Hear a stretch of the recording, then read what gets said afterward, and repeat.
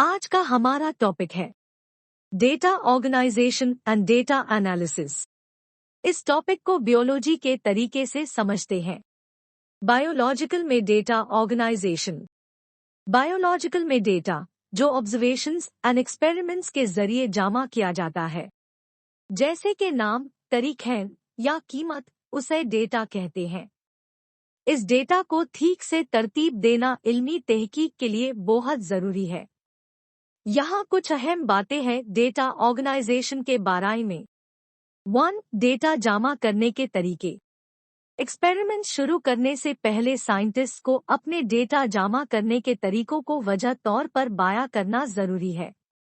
इस कदम से एक्सपेरिमेंट की क्वालिटी एंड रिलायबिलिटी को यकीनी बनाया जाता है। A well-documented methodology is crucial for the repeatability of the experiment. 2. Data format.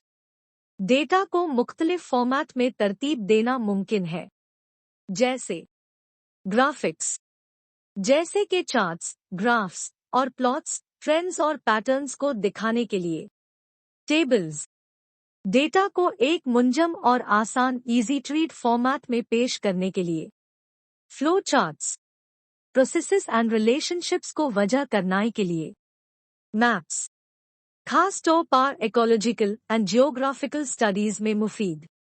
Diagrams, complex biological structures और प्रोसेसेस को डायरेक्ट करने के लिए।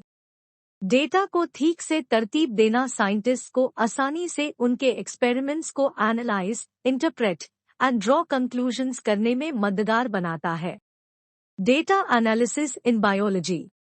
डेटा एनालिसिस एक अहम कदम है साइंटिफिक मेथड में, क्योंकि इससे साइंटिस्ट्स अपने डेटा से मीनिंगफुल नताइज निकल सकते हैं। बायोलॉजी में डेटा एनालिसिस अक्सर स्टैटिस्टिक्स के तरीकों से किया जाता है। यहाँ कुछ अहम कॉन्सेप्ट्स हैं जो बायोलॉजिकल में डेटा एनालिसिस के तल्लुक से हैं। 1. Statistical methods. Biologists data analysis के लिए स्टैटिस्टिक्स के टेक्निक्स इस्तेमाल करते हैं। इसमें डेटा में पैटर्न्स, ट्रेंड्स और ताल्लुकात पहचानने के लिए mathematical formulas and statistical tests इस्तेमाल किए जाते हैं। 2. रेशियो और प्रोपोर्शन।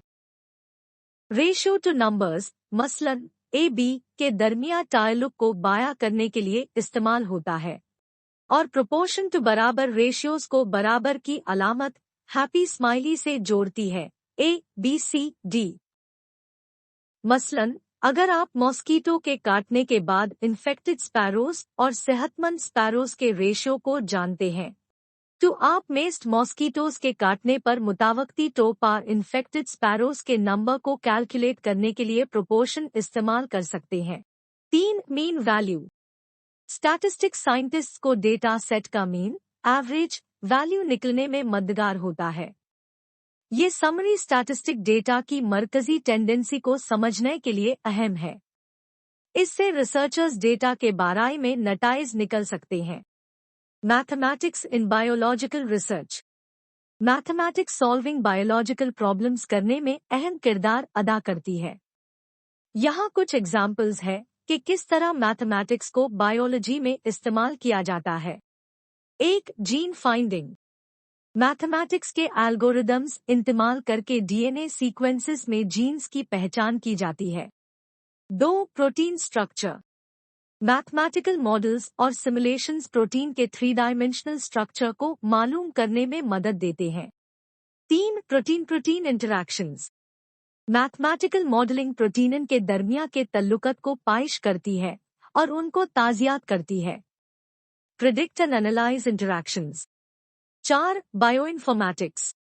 ये interdisciplinary field biology, computer science और मैथमेटिक्स को जमा करके बायोलॉजिकल डेटा को एनालाइज और समझने के लिए इस्तेमाल होता है, जैसे कि DNA सीक्वेंसेस और प्रोटीन स्ट्रक्चर्स। 2. इस तफसीली तौर पर डेटा तरतीब और एनालिसिस बायोलॉजिकल मेथड में बुनियादी कदम है। इससे साइंटिस्ट डेटा को समझने, तजवीज़ाइन इम्तिहान करने और डेटा सिस्टम्स के अंदर छुपाए पैटर्न्स और ताल्लुकात को समझने के लिए अक्सर मैथमेटिक्स और स्टैटिस्टिक्स के टूल्स इस्तेमाल करते हैं।